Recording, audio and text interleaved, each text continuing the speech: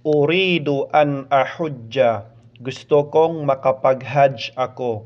Ang pag-i'rab ng uridu, fa'lun mudari'un marfu'un litajarrudihi minan nasibi wal jazim wa alamatu raf'ihi الضمة والفاعل ضمير مستتر وجوبا تقديره أنا أن حرف نصب ومصدر واستقبال مبني على السكون أحج فعل مضارع منصوب بأن وعلامة نصبه الفتحة والفاعل ضمير مستتر وجوبا تقديره أنا والمصدر المؤول من أن والفعل في محل نصب مفعول به ang urido ito ay kasalukuyang pandiwa na marfu' dahil siya ay hindi naunahan ng mga nawasib at ng mga jawazim.